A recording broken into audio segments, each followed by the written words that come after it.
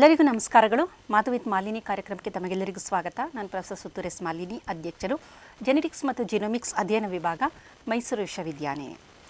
ಇತ್ತೀಚಿನ ದಿನದಲ್ಲಿ love bombing ಎನ್ನುವ ಒಂದು ಪದವನ್ನು ನೀವು ಕೇಳಿರ್ಬೋದು. ಹಾಗಾದರೆ ಪ್ರಸ್ತುತ ಸಮಾಜಕ್ಕೆ, ನಮ್ಮ ಯುವ ಜನತೆಗೆ ಇದರ ಒಂದು ಅರಿವಿರಬೇಕು. ಅದರಲ್ಲೂ ಮುಖ್ಯವಾಗಿ ಹದಿಹರೆಯದವರಿಗೆ ಈ ಲವ್ ಬಾಂಬಿಂಗ್ ಅಂದರೆ ಏನು, ಇದು ಯಾವ ರೀತಿ ನಡೆಯುತ್ತೆ, ಇದರಿಂದ ಹೊರಬರೋದು ಹೇಗೆ, ನಾವು ಎಷ್ಟು ಜಾಗೃತರಾಗಿರಬೇಕು ಎನ್ನುವ ವಿಚಾರಗಳನ್ನು ಹದಿಹರೆಯದವರು, ಯುವಕ ಯುವತಿಯರು ತಿಳಿದುಕೊಳ್ಬೇಕಾಗುತ್ತೆ. ಕಾರಣ ಇಂದು ನಮ್ಮ ಸಮಾಜದಲ್ಲಿ ಬಹಳಷ್ಟು ಮಂದಿ ಈ ಲವ್ ಬಾಂಬಿಂಗ್ಗೆ ತುತ್ತಾಗ್ತಾ ಇದ್ದಾರೆ. ನ್ಯೂಕ್ಲಿಯರ್ ಬಾಂಬ್ ಅಂತ ನಾವೇನಂತೀವಿ, ಅದೇ ಥರ ಅದು ಎಷ್ಟು ಹಾನಿ ಮಾಡುತ್ತೆ, ಅದೇ ಥರ ಒಬ್ಬ ಮನುಷ್ಯನ ಜೀವನದಲ್ಲಿ ಬಹಳಷ್ಟು ನಷ್ಟಗಳನ್ನು, ಅದು ಯುವಕ ಯುವತಿಯರು ಹದಿಹರೆಯದವರ ಜೀವನವನ್ನೇ ಹಾಳು ಮಾಡುವಂತಹದ್ದು ಈ ಲವ್ ಬಾಂಬಿಂಗ್. ಹಾಗಾದರೆ ಇದೇನು ಅಂತ ನಾವು ನೋಡೋದಾದರೆ, ಯಾವುದೇ ಒಬ್ಬ ವ್ಯಕ್ತಿ ಅವನ ನಡೆ, ಅವನನ್ನು ಅತಿಯಾಗಿ ಪ್ರಶಂಸೆ ಮಾಡೋದು, ಅವನ ಕಡೆ ಅತಿಯಾಗಿ ಪ್ರೀತಿ ತೋರಿಸೋದು, ಗಮನ ಹರಿಸೋದು, ಸಂದೇಶಗಳನ್ನು ಕೊಡೋದು, ಉಡುಗೊರೆಗಳನ್ನು ಕೊಡೋದು, ಈ ಮುಖಾಂತರವಾಗಿ ಸಂಪೂರ್ಣವಾಗಿ ಆ ವ್ಯಕ್ತಿಯನ್ನು ತನ್ನ ನಿಯಂತ್ರಣಕ್ಕೆ ತೆಗೆದುಕೊಳ್ಳುವುದನ್ನು ನಾವು ಲವ್ ಬಾಂಬಿಂಗ್ ಅಂತ ಕರಿತೀವಿ. ಇಲ್ಲಿ ಸುಮ್ಮನೆ ಅವರನ್ನು ಪ್ರಶಂಸೆ ಮಾಡೋ ಅಂಥದ್ದು, ಅವ್ರನ್ನ ಹೊಗಳೋ ಅಂಥದ್ದು, ಅವರಿಗೆ ಉಡುಗೊರೆ ಕೊಡೋ ಅಂಥದ್ದು, ಕರೆಗಳನ್ನು ಮಾಡೋ ಅಂಥದ್ದು, ಸಂದೇಶಗಳನ್ನು ಕಳಿಸೋ ಅಂಥದ್ದು, ಈ ರೀತಿ ಮಾಡ್ತಾ ಕ್ರಮೇಣವಾಗಿ ಏನು ಮಾಡ್ತಾರೆ ಅಂದರೆ ಸಂಪೂರ್ಣವಾಗಿ ಅವರನ್ನು ನಿಯಂತ್ರಣ ಮಾಡ್ತಾರೆ. ಈ ನಿಯಂತ್ರಣ ಕೊನೆಗೆ ಎಲ್ಲಿ ಹೋಗುತ್ತೆ ಅಂದರೆ, ಈ ವ್ಯಕ್ತಿಯನ್ನು ಬಿಟ್ಟು ಬದುಕೋಕ್ಕೆ ಆಗದೆ, ವ್ಯಕ್ತಿಯನ್ನು ಕಳೆದುಕೊಳ್ಳುವ ಭಯದಿಂದ ಆ ವ್ಯಕ್ತಿ ಹೇಳುವ ಎಲ್ಲ ಕೆಲಸಗಳನ್ನು ಮಾಡುತ್ತಾ ಕೊನೆಗೆ ಅವರ ಜೀವನವನ್ನೇ ನಾಶ ಮಾಡಿಕೊಳ್ಳುವ ಒಂದು ಸ್ಥಿತಿಗೆ ತಲುಪ್ತಾರೆ. ಇದು ಯುವಕ ಆಗಿರ್ಬೋದು, ಯುವತಿ ಆಗಿರ್ಬೋದು, ಇದು ಇಬ್ಬರಿಗೂ ಅನ್ವಯಿಸುವಂತಹ ವಿಚಾರ. ಇದನ್ನು ಲವ್ ಬಾಂಬಿಂಗ್ ಅಂತ ಕರಿತೀವಿ. ಹಾಗಾದರೆ ಇದು ಯಾವ ರೀತಿ ನಡೆಯುತ್ತೆ ಅಂತ ನಾವು ನೋಡೋದಾದರೆ, ವೈಜ್ಞಾನಿಕವಾಗಿ ಇದರ ಬಗ್ಗೆ ನಾವು ವಿಶ್ಲೇಷಣೆಯನ್ನು ಮಾಡೋಣ. ಮೊದಲು ಯಾವ ರೀತಿ ಈ ಒಂದು ಲವ್ ಬಾಂಬಿಂಗ್ ಕ್ರಿಯೆ ನಡೆಯುತ್ತೆ ಅಂತ ನೋಡೋದಾದರೆ, ಮೊದಲನೆಯ ವಾರದಲ್ಲಿ ಯಾವುದೋ ಯುವಕ ಅಥವಾ ಯುವತಿ ಯಾರನ್ನೋ ಒಂದು ಫೇಸ್ಬುಕ್ಕಲ್ಲಿ ಅವರನ್ನು ಪರಿಚಯ ಮಾಡ್ಕೊತಾರೆ. ಫೇಸ್ಬುಕ್ಕು, ಇನ್ಸ್ಟಾ, ಯಾವುದಾದ್ರು ಸೋಷಿಯಲ್ ಮೀಡಿಯಾ ಅಂತ ನಾವು ಇಟ್ಕೋಬೋದು. ಅದರಲ್ಲಿ ಯುವಕ ಅಥವಾ ಯುವತಿ ಒಬ್ಬರಿಗೊಬ್ಬರು ಪರಿಚಯ ಆಗ್ತಾ ಬರ್ತಾರೆ. ಇದು ಮೊದಲನೆಯ ಹಂತ. ಈ ಮೊದಲನೆಯ ವಾರದಲ್ಲಿ ನಡೆಯುವಂತಹ ಪ್ರಕ್ರಿಯೆ. ಪರಿಚಯವಾದ ನಂತರ ಏನಾಗುತ್ತೆ, ಮೊದಲನೆಯ ವಾರದಲ್ಲೇ ಸುಮಾರು 50ರಿಂದ 100 ಮೆಸೇಜ್ಗಳನ್ನು ಒಂದು ವರ್ಗಾವಣೆಯಾಗುತ್ತೆ. ಹುಡುಗ ಹುಡುಗಿಗೆ ಕಳಿಸ್ಬೋದು ಅಥವಾ ಹುಡುಗಿ ಹುಡುಗನಿಗೆ ಕಳಿಸ್ಬೋದು. ಇದರಲ್ಲಿ ಇಬ್ಬರು ವಿಕ್ಟಿಮ್ ಆಗುವಂಥ ಸಾಧ್ಯತೆ ಇದೆ. ಬರೀ ಹುಡುಗರು ಮಾತ್ರ ವಿಕ್ಟಿಮ್ ಆಗ್ತಾರೆ ಅಥವಾ ಹುಡುಗಿಯರು ಮಾತ್ರ ಬಲಿಪಶು ಆಗ್ತಾರೆ ಅಂತಲ್ಲ, ಪರಸ್ಪರ ಇಬ್ಬರೂ ಸಹ ಬಲಿಪಶುವಾಗುವ ಸಾಧ್ಯತೆ ಇದೆ. 500ರಿಂದ ಇದರಲ್ಲಿ ಬಲಿಪಶು ಆಗೋರು ಹೆಚ್ಚು ಮಂದಿ ಯುವತಿಯರೇ ಅಂತ ನಾವು ಹೇಳ್ಬೋದು. ಕಾರಣ ಲವ್ ಬಾಂಬಿಂಗಿಗೆ ಬಹಳ ತೀವ್ರವಾಗಿ ಒಳಗಾಗುವಂಥದ್ದು ಹೆಣ್ಣು ಮಕ್ಕಳೇ. ಒಂದು 50ರಿಂದ 100 ಸಂದೇಶಗಳು, ಮೆಸೇಜ್ಗಳು, ಚಾಟ್ಸ್ಗಳು ವರ್ಗಾವಣೆಯಾಗ್ತಾ ಬರುತ್ತೆ ಮೊದಲನೆಯ ವಾರದಲ್ಲಿ. ಆ ನಂತರ ಆ ಕಡೆಯಿಂದ ಆ ವ್ಯಕ್ತಿ ಹೇಳ್ತಾನೆ, ನೀನೊಂದು ಅದ್ಭುತ ವ್ಯಕ್ತಿ, ನನ್ನ ಜೀವನದಲ್ಲಿ ನಾನು ನೋಡುತ್ತಿರುವ ಅದ್ಭುತವಾದ ವ್ಯಕ್ತಿ ನೀನೇ ಅಂತ ಒಂದು ಮೆಸೇಜ್ ಹಾಕ್ತಾರೆ. ನಂತರ ನಿನ್ನಂಥವರು ಪ್ರಪಂಚದಲ್ಲೇ ಇಲ್ಲ, ನೀನು ಅತ್ಯಂತ ವಿಶಿಷ್ಟವಾದ ವ್ಯಕ್ತಿ ಅನ್ನೋ ಥರ ತುಂಬ ಹೆಚ್ಚಿನ ಒಂದು ಇಂಪಾರ್ಟೆನ್ಸನ್ನು ಮೊದಲ ವಾರದಲ್ಲಿ ಕೊಡ್ತಾರೆ. ಈ ಥರದನ್ನು ಇದುವರೆಗೂ ಆ ಹೆಣ್ಣು ಮಗು ಕೇಳಿರೋದೇ ಇಲ್ಲ. ಅಷ್ಟೊಂದು ಆಕೆಯ ಕಡೆ ಗಮನ ಕೊಟ್ಟು ಅತ್ಯಂತ ಪ್ರೀತಿಯಿಂದ ಹಲವಾರು ಸಂದೇಶಗಳನ್ನು ಸತತವಾಗಿ ಕಳಿಸುತ್ತಾ, ನೀನೇ ತುಂಬ ಮುಖ್ಯ, ನೀನು ಅತ್ಯಂತ ವಿಶಿಷ್ಟವಾಗಿರುವಂಥ ವ್ಯಕ್ತಿ, ನೀನು ಸುಂದರಿ, ನೀನು ಬುದ್ಧಿವಂತೆ, ಈ ಥರ ಹಲವಾರು ರೀತಿ ಅವರನ್ನು ಹೊಗಳುವಂಥದ್ದು ಮೊದಲನೇ ಬಾರಿ ಆ ಹೆಣ್ಣು ಮಗಳು ಕೇಳಿದಾಗ ಏನಾಗುತ್ತೆ ಅಂದರೆ, ಆಕೆಯ ಮೆದುಳಿನಲ್ಲಿ ಡೋಪಮೈನ್ ರಿಲೀಸ್ ಆಗುತ್ತೆ. ಡೋಪಮೈನು ಒಂದು ರಿವಾರ್ಡಿಂಗ್ ಹಾರ್ಮೋನ್ ಅಂತ ಅನ್ಬೋದು. ಯಾರಾದರೂ ನಮ್ಮನ್ನು ಹೊಗಳಿದಾಗ, ಪ್ರೀತಿ ತೋರಿಸಿದಾಗ, ಪ್ರಶಂಸೆ ಮಾಡಿದಾಗ ಏನಾಗುತ್ತೆ, ಈ ಡೋಪಮೈನ್ ಹೆಚ್ಚು ಬಿಡುಗಡೆಯಾಗುತ್ತೆ. ನಂತರ ನಮ್ಮ ದೇಹ, ನಮ್ಮ ಮೆದುಳು ಹೆಚ್ಚು ಹೆಚ್ಚು ಡೋಪಮೈನನ್ನು ಅಪೇಕ್ಷೆ ಪಡ್ತಾ ಇರುತ್ತೆ. ಪದೇ ಪದೇ ನನ್ನನ್ನು ಹೊಗಳಬೇಕು, ನನಗೆ ಆ ವ್ಯಕ್ತಿಯಿಂದ ಪ್ರಶಂಸೆಗಳು ಬರಬೇಕು ಅನ್ನುವುದನ್ನು ಆ ಮೆದುಳು ಬಯಸೋದ್ರಿಂದ ಅದು ಆ ವ್ಯಕ್ತಿ ತುಂಬ ಅಂದರೆ ತುಂಬ ಇಷ್ಟ ಅನ್ನೋ ಥರ ಆ ಹೆಣ್ಣು ಮಗಳಿಗೆ ಅನ್ನಿಸ್ತಾ ಬರುತ್ತೆ. ಇದು ಮೊದಲನೆಯ ವಾರದಲ್ಲಿ ನಡೆಯುವಂತಹ ಕ್ರಿಯೆ. ಇನ್ನು 2ರಿಂದ 3ನೇ ವಾರದ ವೇಳೆಗಾಗಲೇ ಅವರು ಆ ಹೆಣ್ಣುಮಗಳಿಗೆ ಹೇಳ್ತಾರೆ, ನೀನು ನನ್ನ ಸೋಲ್ಮೇಟ್, ನೀನು ನನ್ನ ಆತ್ಮಸಖಿ, ನಾವಿಬ್ಬರು ಹಿಂದಿನ ಜನ್ಮದಲ್ಲಿ ಇದ್ದಂಥವರು, ಜನ್ಮಾಂತರದ ಸಂಬಂಧ ನಮ್ಮದು, ಹಾಗಾಗಿ ನೀನು ನನಗೆ ಪರಿಚಯ ಆಗಿದೆಯಾ, ನನಗೆ ತುಂಬ ಹತ್ರ ಆಗ್ತಾ ಇದೆಯಾ, ನನಗೆ ತುಂಬ ಇಷ್ಟ ಆಗ್ತಿದೆಯಾ ಅಂತ ಹೇಳ್ತಾರೆ. ಇದರ ಜೊತೆಗೆ ಮೊದಲು ಸಂದೇಶಗಳು ಮಾತ್ರ ನಡೀತಾ ಇದ್ದಂತಹ ಸಂದರ್ಭದಲ್ಲಿ 2 ಅಥವಾ 3ನೆಯ ವಾರದ ವೇಳೆಗಾಗಲೇ ಗಂಟೆಗಟ್ಟಲೆ ಫೋನಲ್ಲಿ ಮಾತಾಡುವಂಥದ್ದು, ನಂಬರ್ ಎಕ್ಸ್ಚೇಂಜ್ ಮಾಡ್ಕೊತಾರೆ, ಫೋನಲ್ಲಿ ಮಾತಾಡುವಂತಹದ್ದು ಪ್ರಕ್ರಿಯೆಗಳು ನಡೀತಾ ಬರುತ್ತೆ. ಜೊತೆಯಲ್ಲಿ ತುಂಬ ದುಬಾರಿ ಉಡುಗೊರೆಗಳನ್ನು ಸಹ ಕಳಿಸುವಂತಹದ್ದು. ಆವಾಗ ಹೆಣ್ಣು ಮಗಳು ಅನ್ಕೊಂತಾಳೆ, ನಿಜನೇ ಇರಬೇಕು, ನಾನು ಸೋಲ್ಮೇಟ್ ಆಗಿರಬಹುದು, ನಾನು ಹಿಂದಿನ ಜನ್ಮದಲ್ಲೂ ಆತನ ಪ್ರೇಯಸಿಯಾಗಿದ್ದಿರ್ಬೋದು, ಅದಕ್ಕೋಸ್ಕರ ನನ್ನ ಮೇಲೆ ಅಷ್ಟೊಂದು ಪ್ರೀತಿ ತೋರಿಸ್ತಿದ್ದಾರೆ, ನಮ್ಮ ತಂದೆ ತಾಯಿಗಳು ಇದುವರೆಗೂ ಕೊಡಿಸದಿದ್ದ ಉಡುಗೊರೆಗಳನ್ನು ಆತ ನೀಡ್ತಾ ಇದ್ದಾನೆ, ನನಗೋಸ್ಕರ ತುಂಬ ಖರ್ಚು ಮಾಡ್ತಾ ಇದ್ದಾನೆ, ನನಗೋಸ್ಕರ ಆತ ಪ್ರಾಣವನ್ನೇ ಇಟ್ಕೊಂಡಿದ್ದಾನೆ. ಈ ರೀತಿಯ ಒಂದು ತಿಳುವಳಿಕೆ ಆಕೆ ಮನಸ್ಸಿನಲ್ಲಿ ಬರುತ್ತೆ. ಇದಕ್ಕೆ ಕಾರಣ ಪದೇ ಪದೇ ಹೆಚ್ಚು ಡೋಪಮೈನನ್ನು ದೇಹ ಅಪೇಕ್ಷೆ ಪಡ್ತಾ ಇದೆ, ನಮ್ಮ ನರಕೋಶಗಳು. ಹಾಗಾಗಿ ಆಕೆಗೆ ರಿವಾರ್ಡಿಂಗ್ ಹೆಚ್ಚು ಸಿಗ್ತಾ ಇದೆ, ಉಡುಗೊರೆಗಳು ಸಿಗ್ತಾ ಇದೆ, ಕರೆಗಳು ಹೆಚ್ಚು ಬರ್ತಾ ಇದೆ, ಪ್ರಶಂಸೆಗಳು ಹೆಚ್ಚು ಬರ್ತಾ ಇದೆ, ಆತ್ಮಸಖಿ ಅಂತ ಹೇಳ್ತಾ ಇದ್ದಾರೆ. ಹಾಗಾಗಿ ಇದರ ಜೊತೆಯಲ್ಲಿ ಡೋಪಮೈನ್ ಜೊತೆಯಲ್ಲಿ ಆಕ್ಸಿಟಾಸಿನ್ ಬಿಡುಗಡೆ ಆಗ್ತಾ ಇರುತ್ತೆ. ಆಕ್ಸಿಟಾಸಿನ್ನು ಒಂದು ಲವ್ ಹಾರ್ಮೋನ್ ಅಥವಾ ಬಾಂಡಿಂಗ್ ಹಾರ್ಮೋನ್. ಒಂದು ಬಾಂಡಿಂಗ್ ಬೆಳೀತಾ ಬರುತ್ತೆ, ಒಂದು ಬಂಧನ ಬೆಳೀತಾ ಬರುತ್ತೆ. ಹೌದು, ಈತನೇ ನನ್ನ ಒಂದು ಪ್ರಿಯಕರ ಅನ್ನುವುದು ಇದನ್ನೇ. ಅದರ ಜೊತೆಯಲ್ಲಿ ಆತ ಹೇಳ್ತಾ ಇರ್ತಾನೆ, ನೀನು ನನ್ನ ಆತ್ಮಸಖಿ, ನಾವಿಬ್ಬರು ಮದುವೆ ಆಗೋಣ, ನಾವು ತುಂಬ ಒಳ್ಳೆಯ ಜೀವನವನ್ನು ನಡೆಸೋಣ, ಒಂದು ಒಳ್ಳೆಯ ಸಂಸಾರವನ್ನು ಮಾಡೋಣ ಅಂದಾಗ ಆ ಒಂದು ಟ್ರಸ್ಟ್ ಹಾರ್ಮೋನ್ ಬಿಡುಗಡೆಯಾಗುತ್ತೆ ಅಥವಾ ಬಾಂಡಿಂಗ್ ಹಾರ್ಮೋನ್ ಬಿಡುಗಡೆಯಾಗುತ್ತೆ. ಇದು ಹೆಚ್ಚು ಹೆಣ್ಣು ಮಕ್ಕಳಲ್ಲೇ ಈ ಆಕ್ಸಿಟಾಸಿನ್ ಬಿಡುಗಡೆಯಾಗುವುದರ ಜೊತೆಗೆ ಸೆರೋಟೋನಿನ್ ಸಹ ಬಿಡುಗಡೆಯಾಗುತ್ತೆ. ಈ ಸೆರೋಟೋನಿನ್ ಮೂಡ್ ಹಾರ್ಮೋನು, ತುಂಬ ಸಂತೋಷ ಆಗುತ್ತೆ ಮತ್ತು ಆತನ ಮೇಲೆ ಹೆಚ್ಚು ನಂಬಿಕೆ ಬರುತ್ತೆ.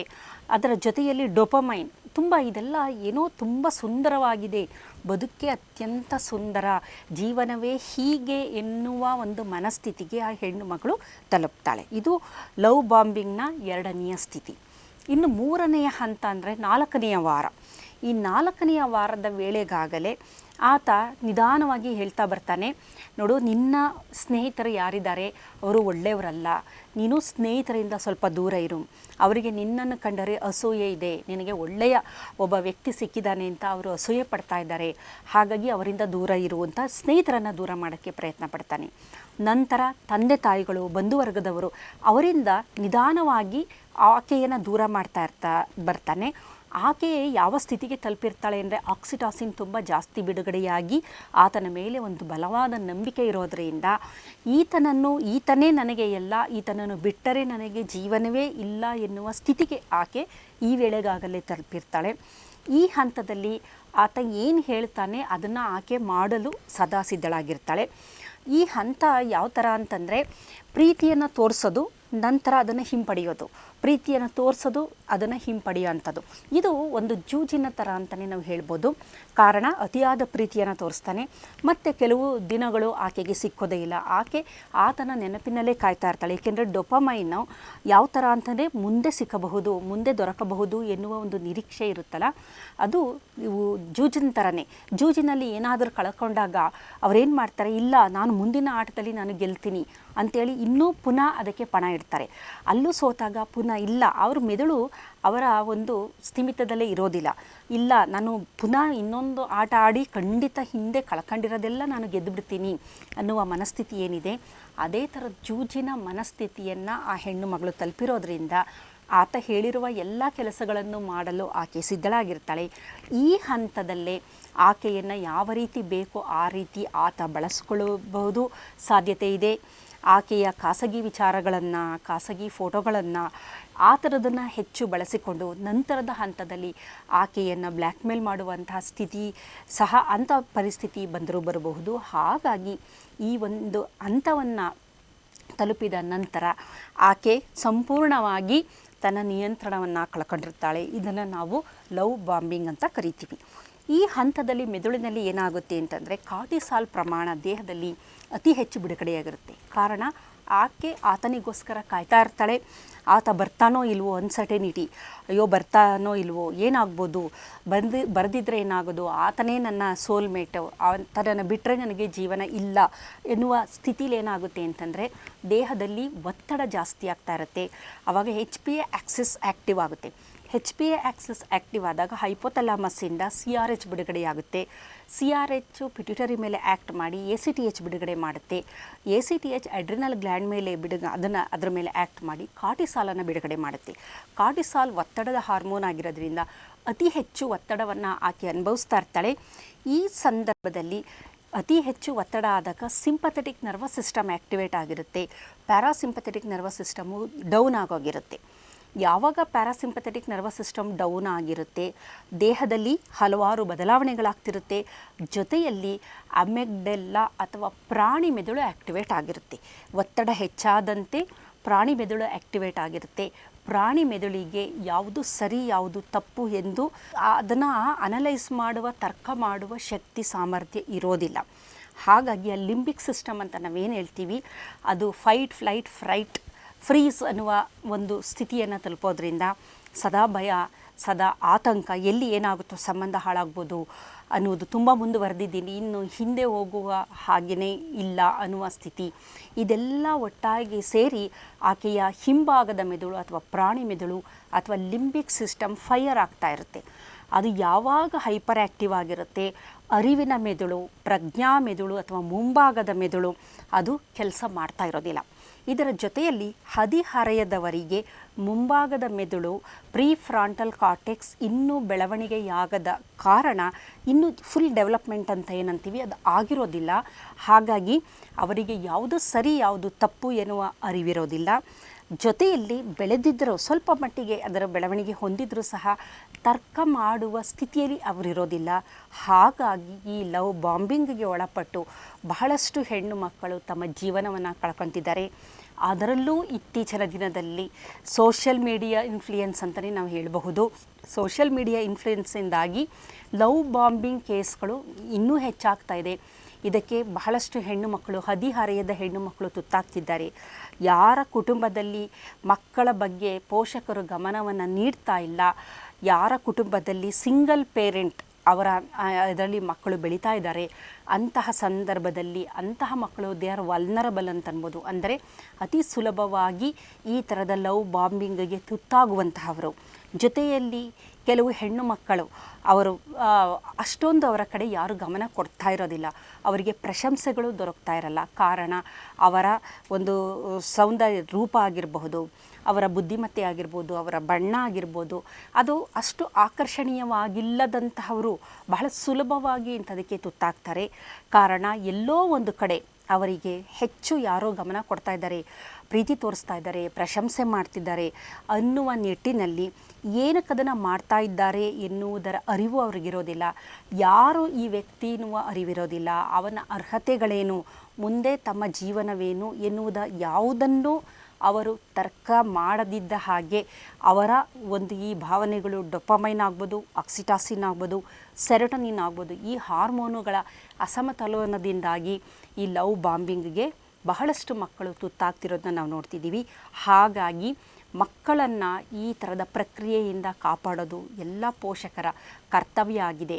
ಮಕ್ಕಳಿಗೆ ಸರಿಯಾದ ತಿಳುವಳಿಕೆಯನ್ನು ನೀಡಬೇಕು, ಅವರ ಕಡೆ ಹೆಚ್ಚಿನ ಗಮನ ಕೊಡಬೇಕು, ಅವರನ್ನು ಪ್ರಶಂಸೆ ಮಾಡಬೇಕು. ಮಕ್ಕಳ ಬೇಕು ಬೇಡಗಳನ್ನು ತಂದೆ ತಾಯಿಗಳು ತಿಳಿದುಕೊಂಡು ಒಂದು ಎಲ್ಲ ರೀತಿಯಲ್ಲಿ ಮಕ್ಕಳ ಜೊತೆ ಪ್ರೀತಿಯನ್ನು ತೋರಿಸಿ ಆ ಕುಟುಂಬದ ಒಂದು ವ್ಯವಸ್ಥೆಯನ್ನು ಕಾಪಾಡಿಕೊಂಡಾಗ ಮಾತ್ರ ಮಕ್ಕಳನ್ನು ಈ ಥರದ ಕ್ರಿಯೆಗಳಿಂದ ನಾವು ತಪ್ಪಿಸಬಹುದು.